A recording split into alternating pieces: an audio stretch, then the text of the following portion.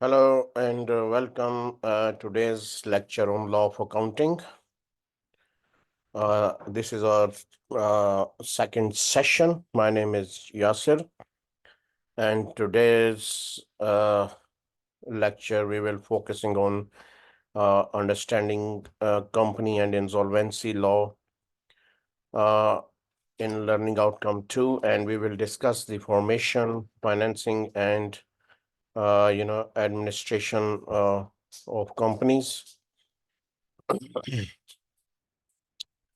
Uh, Before I start, if anyone is there, can you see my screen? Can you hear my voice? Any issue, please let me know.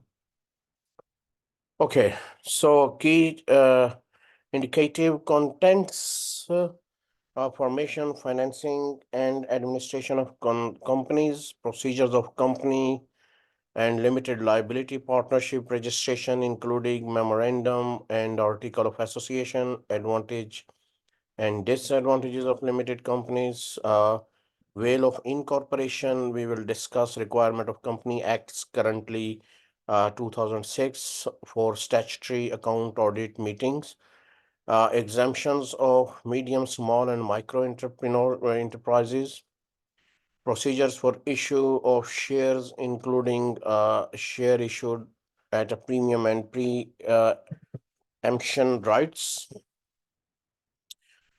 Capital maintenance, including reduction of capital, redemption of shares, purchase of own shares, distribution of profits, share transfers, requirements. Also, we will discuss directors, officers, and shareholders, appointment and removal of directors' powers, consequences of breach of duty, influence of shareholders on company through meetings and resolutions, shareholders' statutory rights and member rights, role of company secretary in company and limited liability partnership.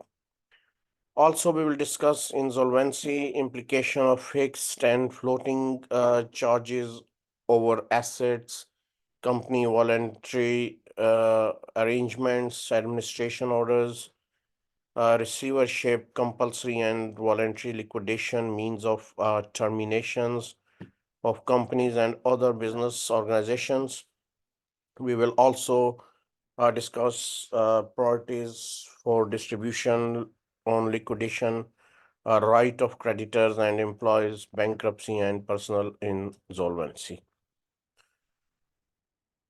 What is company?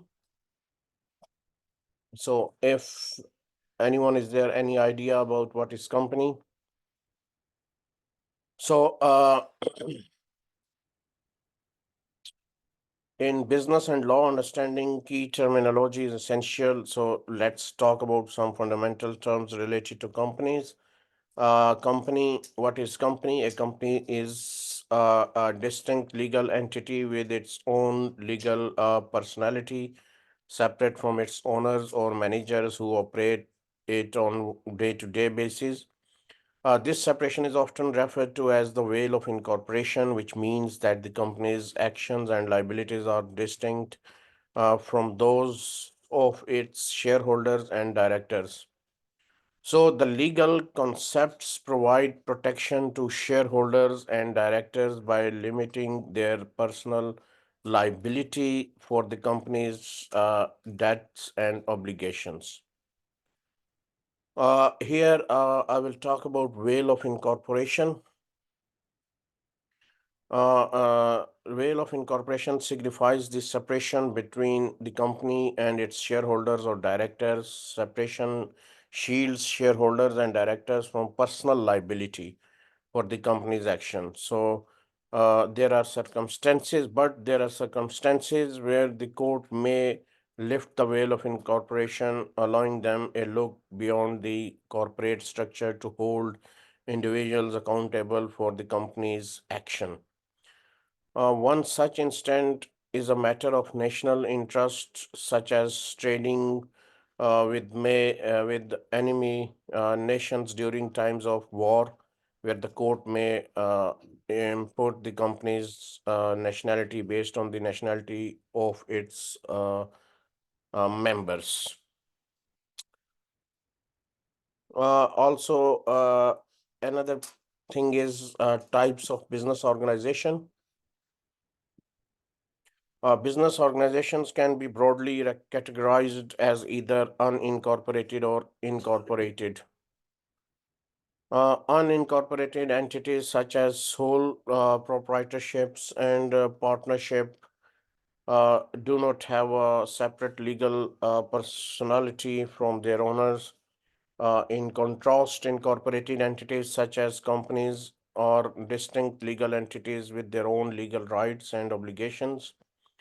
Within the category of incorporated entities, companies can further be classified as private or public. So, understanding these key terms provides a foundational understanding of company law and its implications for business operations and legal liability.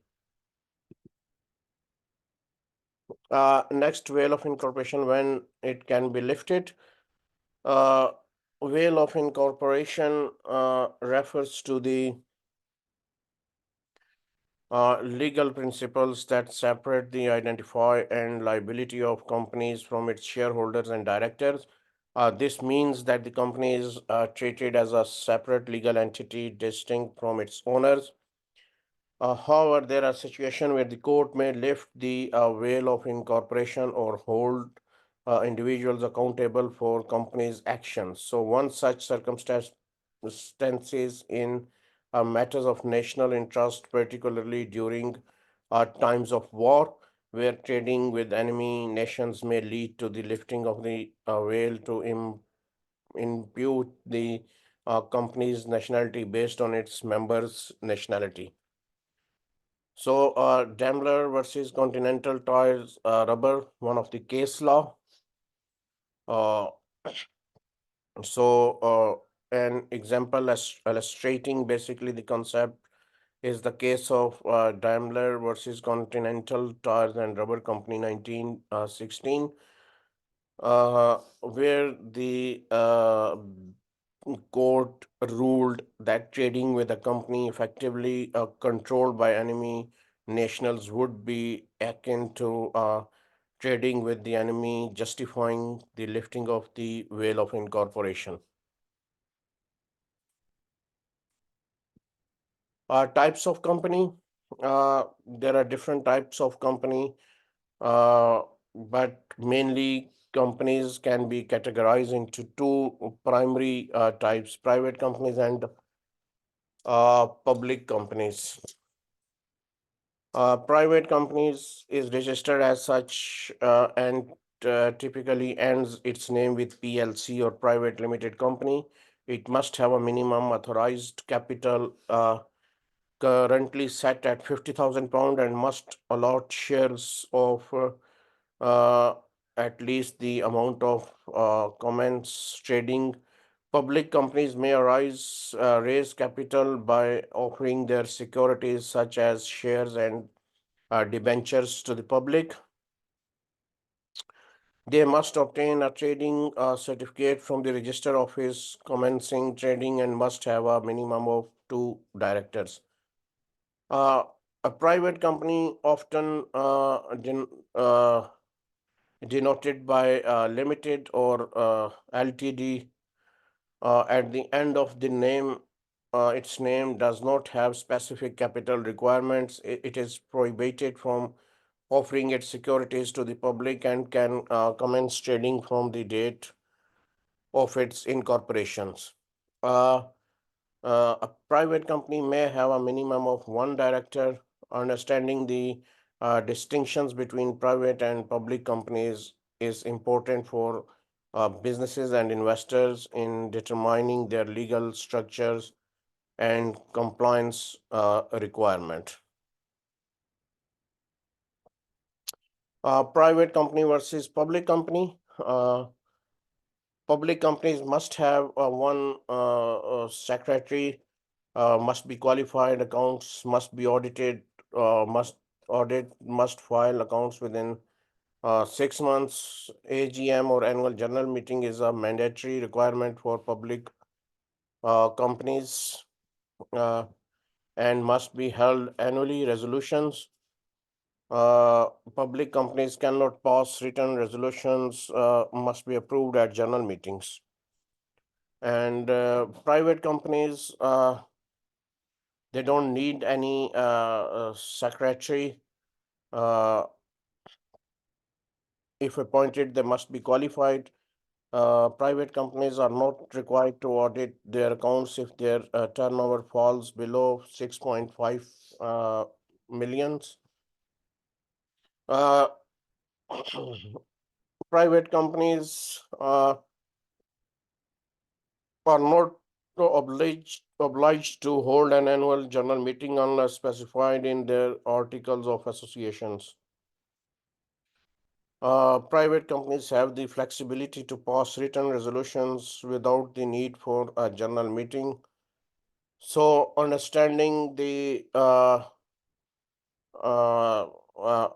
these distinctions is important for companies to comply with the legal requirements and effectively manage their administrative obligations based on their corporate structures. Any question if anyone is there or any issues? Right. So next is consequences of incorporation.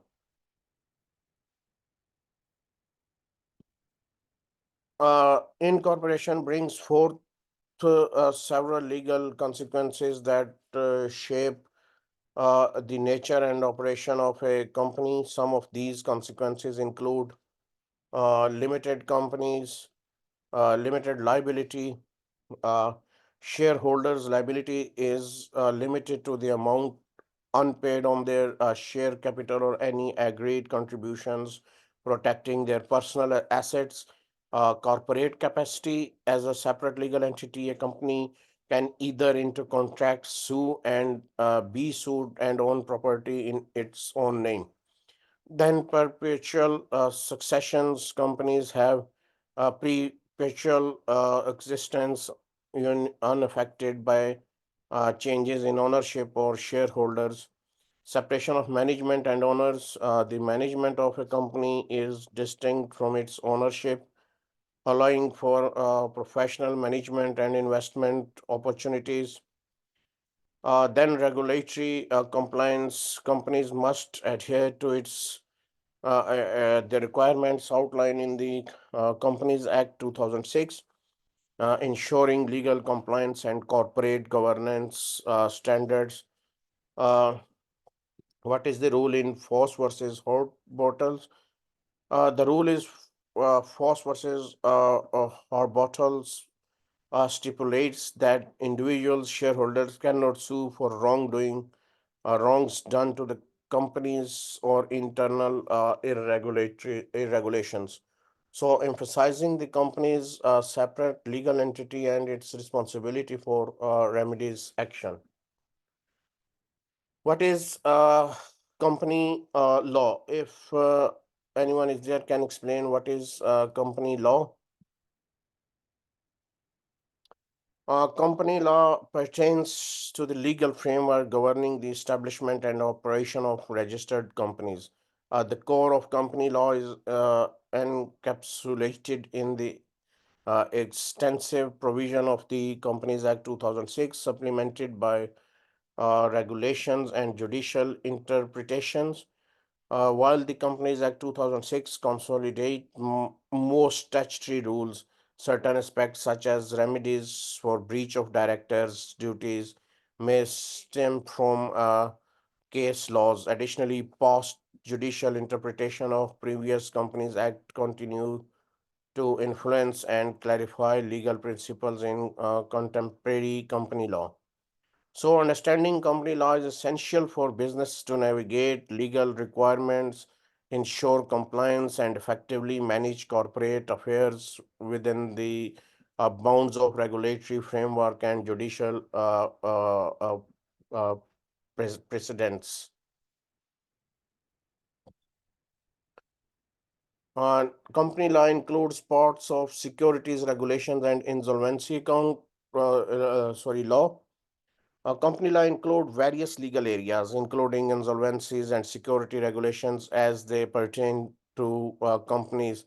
So these legal domains have evolved significantly over the past few decades and are now highly developed fields in their uh, own rights. So first one we will talk about company law governs the establishment uh, of operations and dissolution of companies. It includes legal principles and regulations that dictate how companies are formed, managed, and regulated. This includes matters related to corporate governance, shareholder rights, director duties, and the corporate structures. Then insolvency law uh, and securities regulations. Insolvency law deals with the situation where individuals or entities are unable to meet their financial obligations in the context of company law.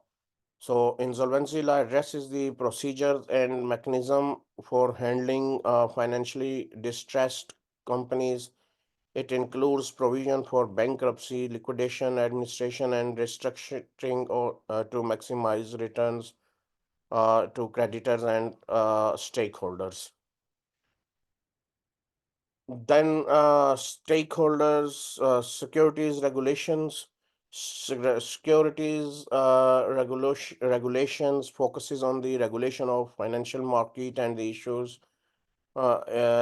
issuance and trading or issues and trading of securities such as stock and bonds. In the context of company law, securities regulations govern the disclosure requirement, investors' protections, measures, and market integrity standards applicable to companies that issue securities to the public.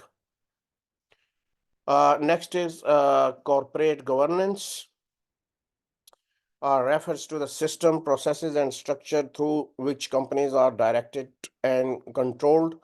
It is not legal term, but rather a concept that embrace the mechanism by which corporate decisions are made and implemented. Core principles of corporate governance overlap with company law as they establish rules and guidelines for how corporate decisions should be made and by whom. So, effective corporate governance promotes transparency, accountability, and ethical behavior within organizations. So here, various source of company law, uh, Company Act 2006. So company law draws various from various legislative sources and statutes to regulate the activities of companies. So some key acts governing company laws include Company Act 2006, Insolvency Act 1986, Financial Services and Markets Act 2000 legislations regulating financial markets, including security, insurance, and trading. Other acts, additional acts such as the Company Director Disqualification Act 1986, Criminal Justice Act 1993, are dealing with mainly insider trading and companies audit investigations, and Community Enterprise Act 2004 contribute to the legal framework governing companies and related matters. So these acts provide the legal foundation of for company operations, corporate governance, investors protections, and regulatory compliance. So understanding the provisions and requirement outlined in these acts is important for companies and individuals involved in corporate affairs.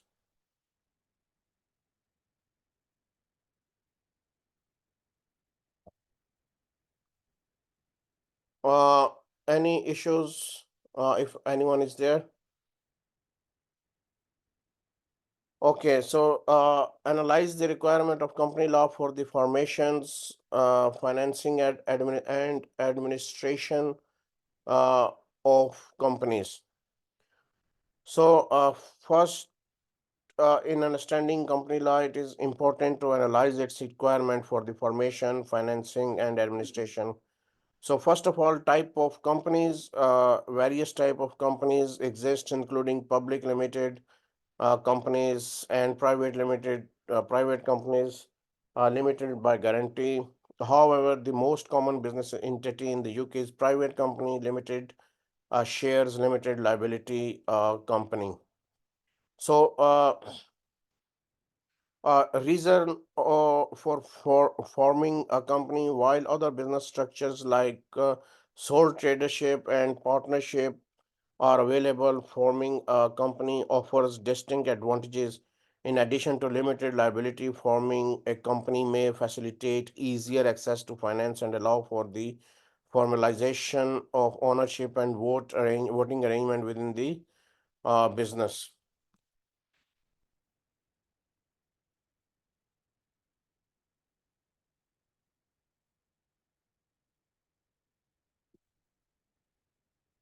Advantages of forming a company. Beyond limited liability, there are several advantages to forming a company. Uh, uh, ba- Raise of finance, easier to raise finance. Uh, Companies often find it easier to raise finance compared to other businesses structure. So this is because companies can issue shares, borrow money, and enter into contractual arrangements with investors. So creditors and financial institutions, formalizations of ownership and voting arrangements. Forming a company, owners can formalize ownership structures and voting arrangements. So this provides clarity and transparency regarding the rights and responsibilities of shareholders, directors, and other stakeholders. Comprehensive legal and regulatory framework. Another benefit of forming a company is the comprehensive legal and regulatory framework provided by the Companies Act 2006. This legislation governs various aspects of company formation, operation, and administrations, ensuring compliance and legal clarity. How to form a company? The person of forming a company involves several steps. Uh, Filling documents with Companies House. A company is formed by submitting a series of documents to the registrar of companies at Companies House, which is part of the Department for Business Innovation and Skills. Uh, Main documents required. On O1 form, the form requires basic company information such as the company names, initial directors and secretary and shareholders, memorandum of association. These documents outline the company's name, registered office, and objectives, then article of association. These articles set out the rules and regulations governing the initial management and operation of the company. So, upon submission and approval of these documents, a certificate of incorporation is issued, officially bringing the company into existence. Things to consider: company name. The name of private company must end with the word limited and should be unique. It is important to ensure that chosen name is not too similar to existing company names or trademarks to avoid legal issues. Uh, company Companies can voluntarily change their name through a special resolution or as provided in the articles. The Secretary of State may require the company to change its name if it conflict with existing names, misleads the public, or its misleading information was provided during the application process. Understanding the regulations and requirements surrounding company names is essential for ensuring compliance and avoiding potential legal complications.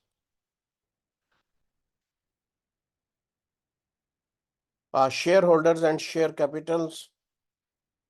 Formalizing ownership through shareholding is a key advantage of forming a company. Consider the following, regarding shareholders and share capital. So, a company must have at least uh, one shareholder holding at least one share of minimal value. There are generally no restrictions on the number of shareholders or share held. Consideration should be given to having multiple classes of shares, allowing the different rights and preferences among shareholders. Different classes of shares can be attractive to investors as they may seek specific right attached to their shares. Understanding the structure of shareholding and share capital is important for establishing ownership arrangements and attracting potential investors. Directors. So, one of the most important component of any company is the board of directors. So, board of directors plays a vital role in the management of a company. Consider these you can see below following when appointing directors. Company typically requires a minimum of two directors, although a sole director is permissible if they are an individual. While there is no maximum limit of on the number of directors, having too many directors can complicate decision making, especially for small companies. Director must be at least 16 years old with no specific nationality or residence requirement under English law. Directors and officers insurance is advisable to protect directors from potential personal liability claims arising from their roles. So, understanding the composition and responsibility of the board of directors is essential for effective corporate governance and compliance with legal requirements. Any questions if anyone is there? Okay, next is secretary. When establishing a company, the consideration of appointing a secretary is essential.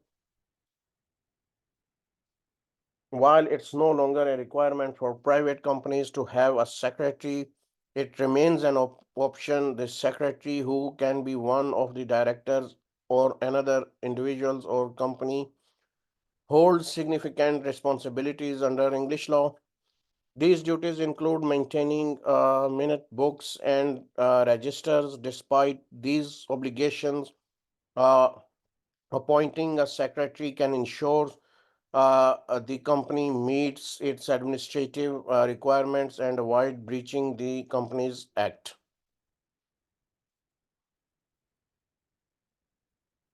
Uh, Next is a registered office.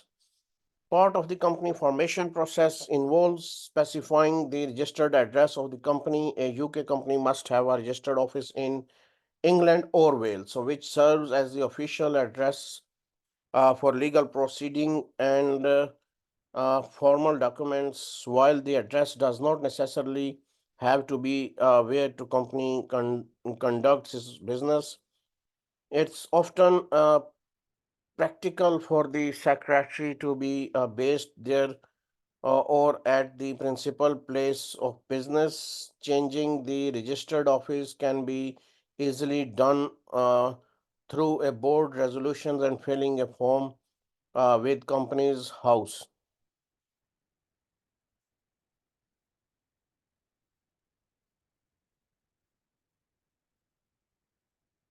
Any questions if anyone is there?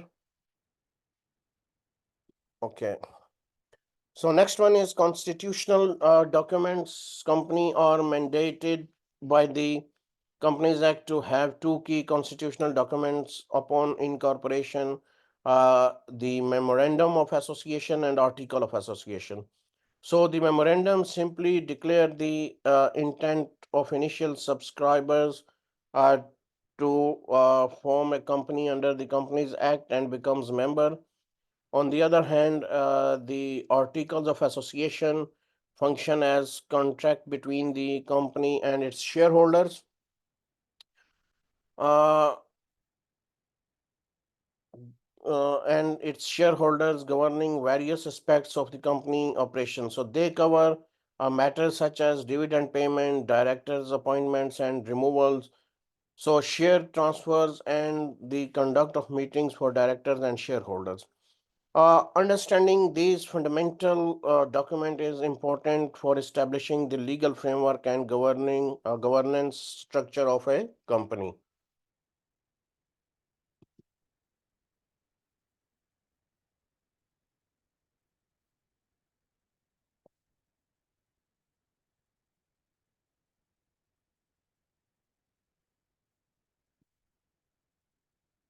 Article of association. Article of association are important documents governing a company proceeding. They often incorporate the statutory model articles prescribed by regulations under the Company Act.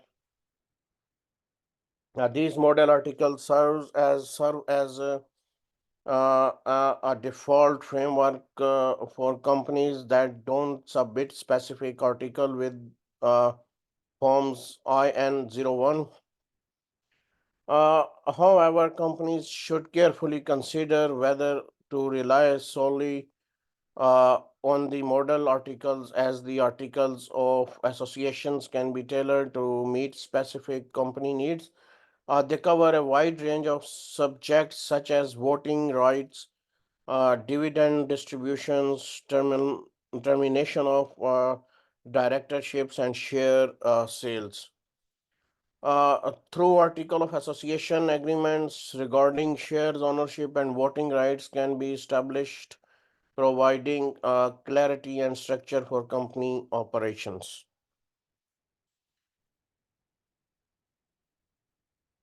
Next is analyze the role and responsibilities of company directors, officers, and shareholders.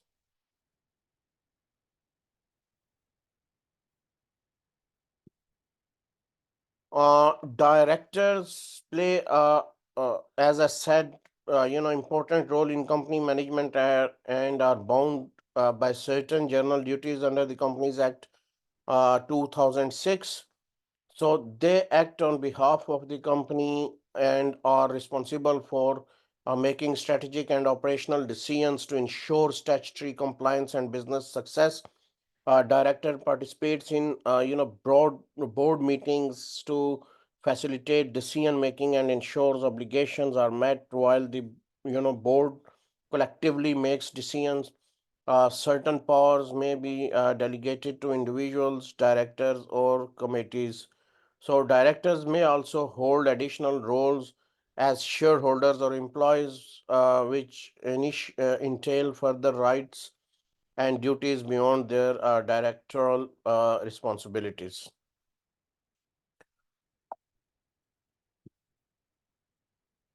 General duties of company directors.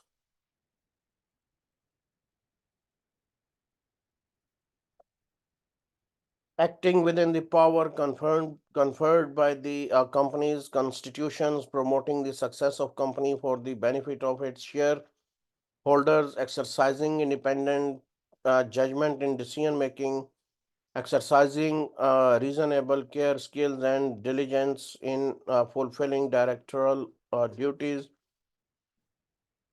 avoiding conflicts of interest, and refraining from accepting benefits from third parties, declaring interests in proposed transactions or arrangement to avoid conflicts. Uh, and there is some indirect responsibilities can be done by uh, accountants. So registering for business taxes like VAT, pay, and pensions, and uh, filling annual confirmation statements and accounts with the company house, submitting company tax returns and annual accounts to HMRC, reporting company changes, registering the for self-assessment. So these duties ensures directors or officers uphold high standards of governance, transparency, and accountability in company operations. Company director hold significant responsibilities and can be personally liable for various acts or omissions during their tenure. So these liabilities include unlawful or lawful discriminations, mismanagements, or of workers' pensions, health and safety offenses. Uh, Environmental breaches, corporate manslaughter, and ignoring involvement in fraud, bribery, or money laundering. In exceptional cases, directors may face disqualification from acting as a director for up to 15 years and potential imprisonment for a serious offense. Any questions or issues or concerns so far?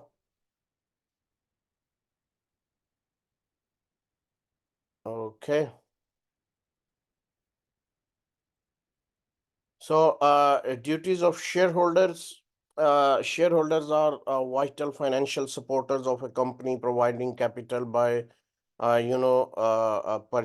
purchasing shares and thereby becoming part owners. So, shareholders have several rights, including, uh, you know, uh, attending general meetings and voting, receiving a share of profits, accessing certain company documents, inspecting statutory books and constitutional documents, and receiving distributions upon the company's winding up. Uh, Also, primary duty of shareholder is to pass resolutions at general meetings through voting, thereby exercising ultimate control over the company's management. Shareholders can vote either on a show of hands or through a poll votes where each vote is proportionate to the number of share held. Two types of resolutions are ordinary and special resolutions. An ordinary resolutions requires a simple majority of shareholders present to vote in favor, typically more than 50%. Special resolutions mandate in a specific area cases by the Companies Act on the Article of Associations requires a 75% majority vote in favor. So if no specific resolutions type is stipulated, the default is an ordinary resolutions. Process of insolvency for business organizations, companies, despite their theoretical perpetual existence, often case operations due to either becoming financially unavailable or out uh, living their usefulness. So the secession process, legally termed dissolution, involves winding up or liquidating the company. During the process, the company's operations conclude it is essential assets are sold and the proceeds are used to be settled outstanding debts. Even sold companies act undergo winding up with the Insolvency Act 1986. Governing the process, this inclusive is due to the fact that most winding ups involve insolvent companies. Any questions so far, or if anyone is there any issues?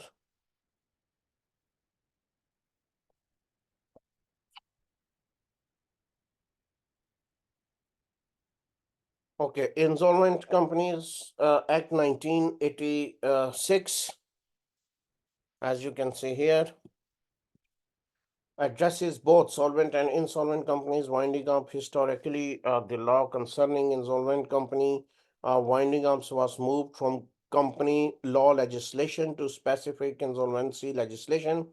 This consolidations aim to avoid duplicating winding up provisions relevant to both type of companies in multiple statutes. Additionally, it is essentially to differentiate between insolvency applicable to both companies and individuals and bankruptcy, which solely pertains to individual insolvency in the UK. So, upon winding up, the liquidator must adhere to statutory order of distribution, prioritizing the payment of various creditors.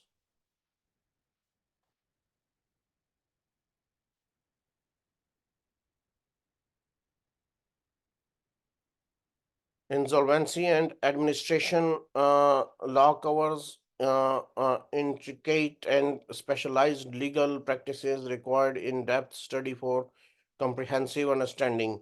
So the core formal process within insolvency law administrations facilitating financing troubled companies, rescue and liquidation. So winding up companies throughout administration and liquidation.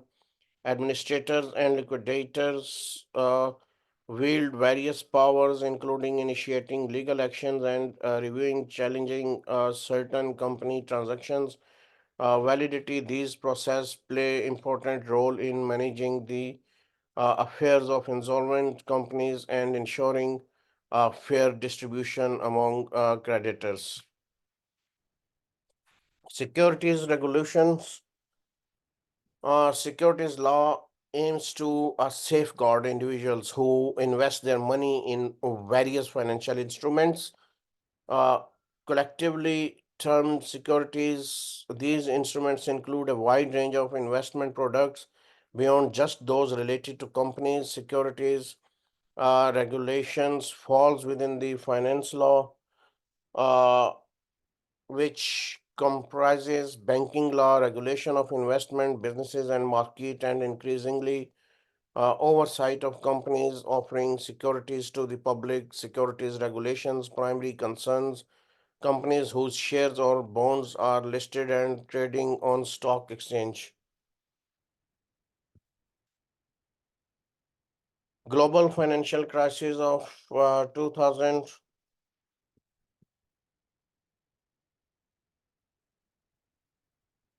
2008.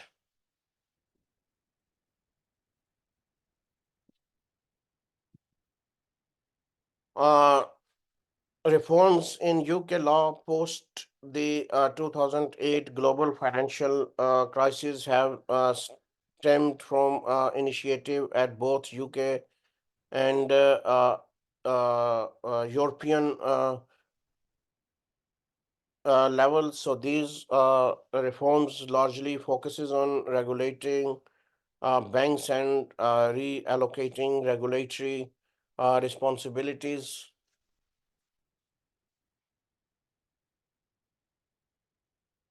So, the Financial Service Act 2012 facilitated this realignment, leading to the dissolution of the Financial Service Authority and the establishment of two new regulatory bodies: the Financial Policy Committee, uh, Macro Prudential Authority oversees the Prudential Regulatory Authority, a subsidiary of the Bank of England, and the Financial Conduct Authority.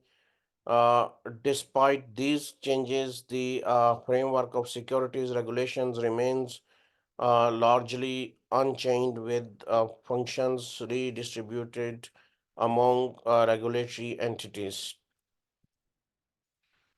Uh, the principal statute governing securities regulations in the UK is the Financial Securities regulation in the UK is the Financial Services and Market Act 2000.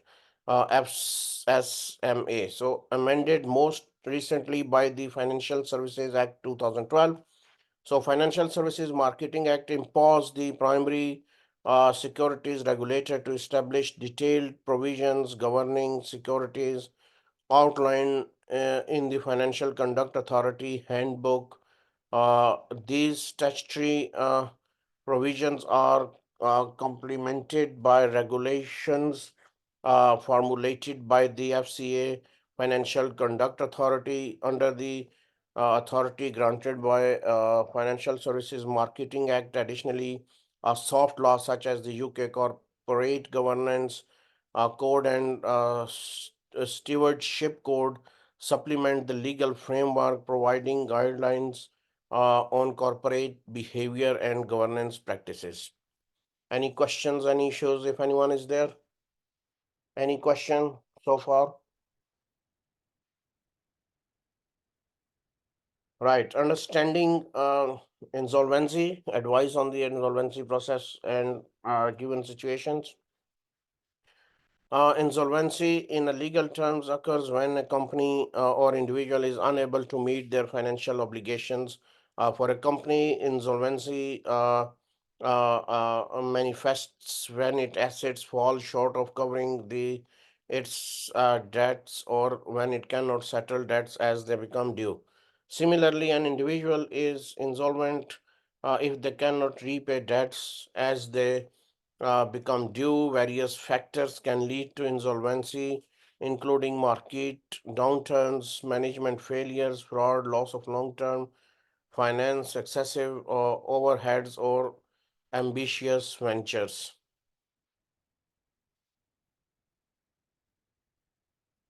Insolvency case studies. In scenario of insolvency, creditors may seek recourse through bankruptcy or liquidations proceeding. For example, if a debtors fail to settle a debt exceeding a certain period, such as 30 days, and has no valid defense for non-payment, creditors can initiate insolvency proceeding. This involves legal actions aimed at administering the debtors' affairs under insolvency law, potentially leading to bankruptcy, liquidations, or other insolvency processes.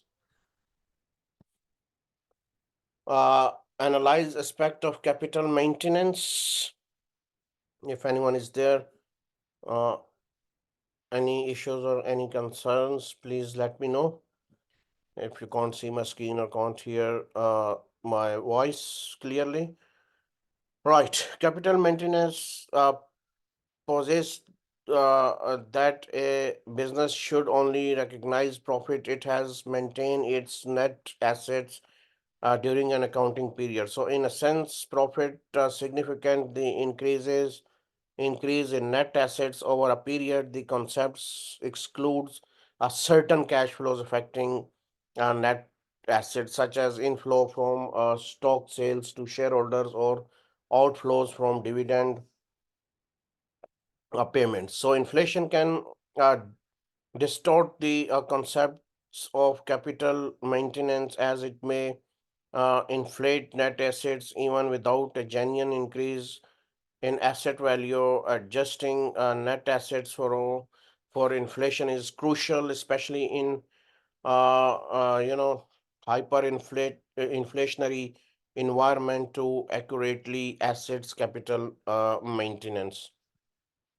So capital maintenance focuses on the net changes in account balance over uh, you know uh, an accounting period and does not concerns the physical upkeep of a business equipment.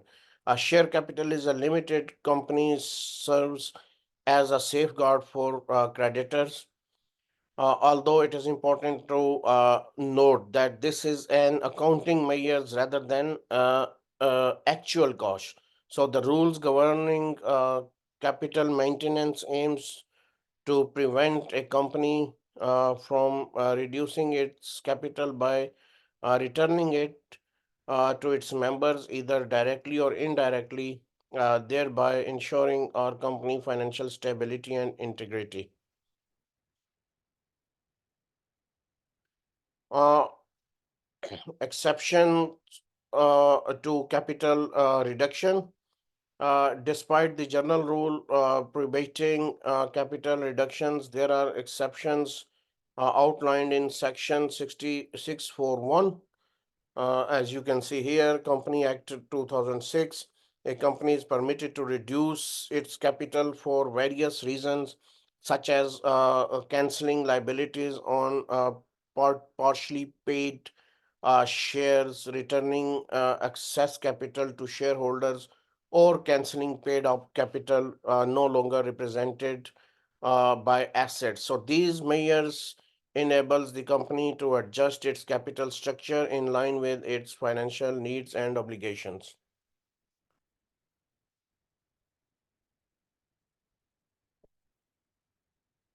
Any questions so far, if anyone there?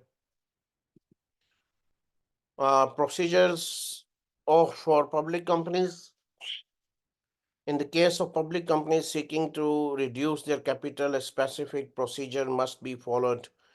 Firstly, the company must pass a specific resolution outlining the proposed capital reduction. Subsequently, an application must be made to the court to confirm the specific resolution.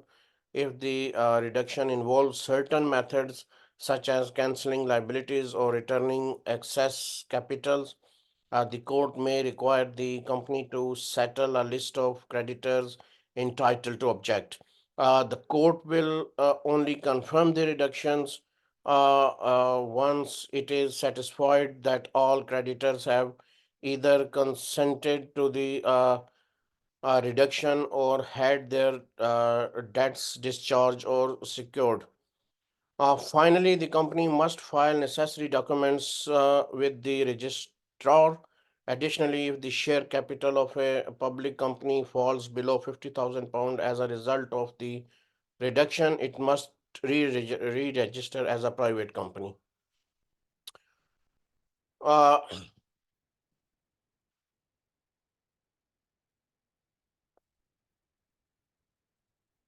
Uh, for private companies intending to reduce their capital, the following, the procedure will be followed.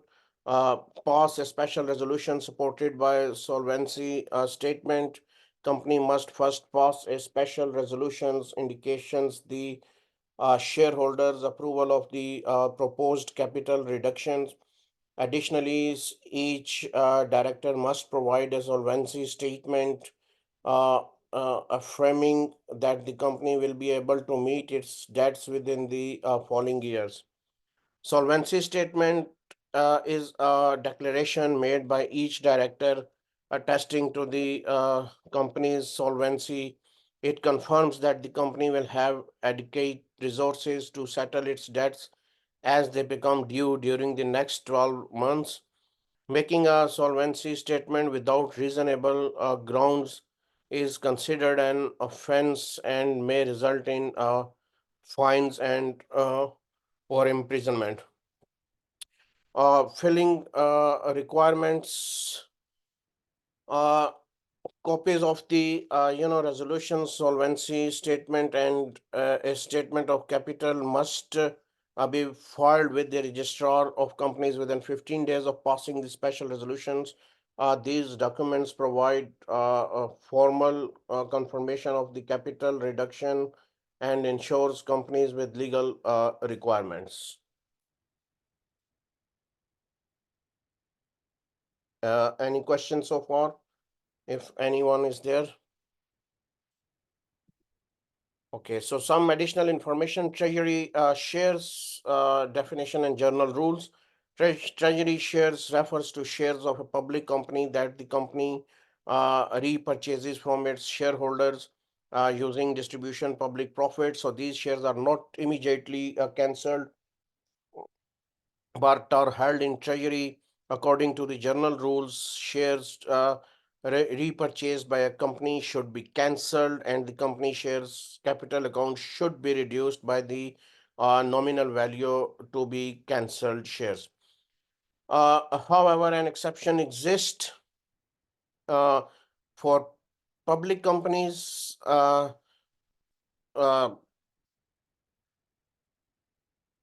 allowing them to hold up to 10% of their shares in treasury without the requirements to cancel the immediately. So these treasury shares can be reissued without the issued formalities required for issuing new shares. The flexibility provides companies with an option to manage their capital structures efficiently and respond to changing market conditions without the need for immediate cancellation and issuance of shares.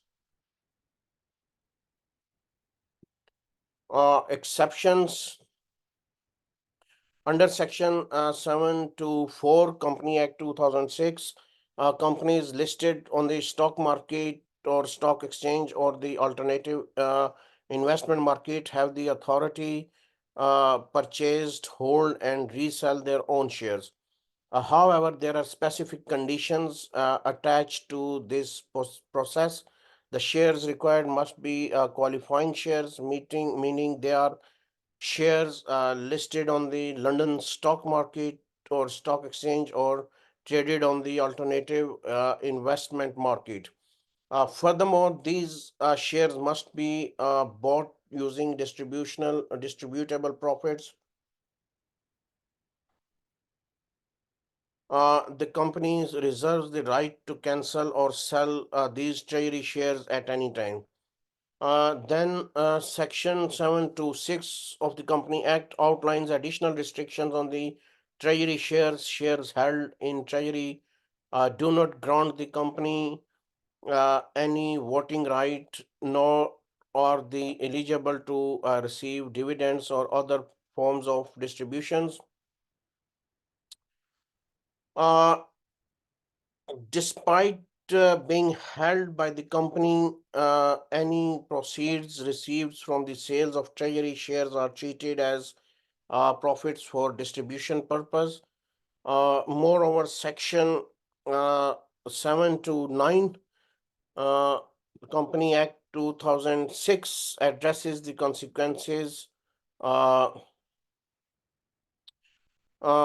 uh, addresses the consequences of canceling treasury shares. When treasury shares are cancelled, there is a reduction in the company's capital.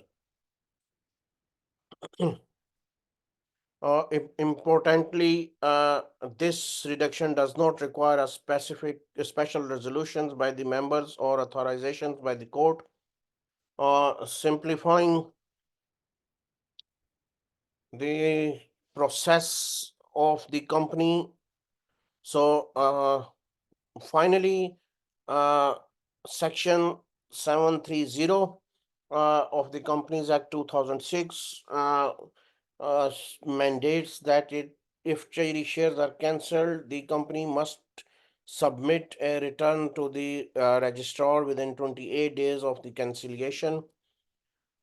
This return must details the number and nominal value of the cancelled shares for each class, along with the date of cancellation.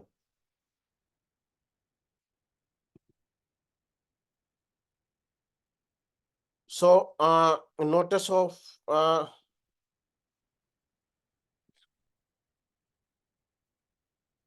of creation of treasury shares uh, in constitution. When treasury shares are cancelled, the company is required to provide notice to the registrar. So this notice must be accompanied by a statement of capital, which includes essential information about the company shares capital. Immediately following the cancellation, this information cover the total number of shares, their aggregate nominal value, and specific details regarding each class of shares, including right attached to them, the number of shares within each class, and the amount paid up on each shares. Furthermore, treasury shares can also be created during the initial issuance of shares to the public. So in this scenario, the company retains a portion of the issued shares in its treasury instead of immediately selling them to investors. So these treasury shares can be held by the company for future sale or other strategic purposes, providing flexibility in managing the company's capital structure and shareholders' capital or equity. Uh, that's it for today. Here are some references for your further reading. You can visit these websites. Also, you have some books or related material on your learning management system or Moodle. So if you have any question, drop me an email at yasir@ukversity.co.uk. And thank you very much for joining me today. And I hope I'll see you next Sunday at 2 o'clock for our next session. Thank you very much, and bye for now, and have a good evening. Bye, everyone.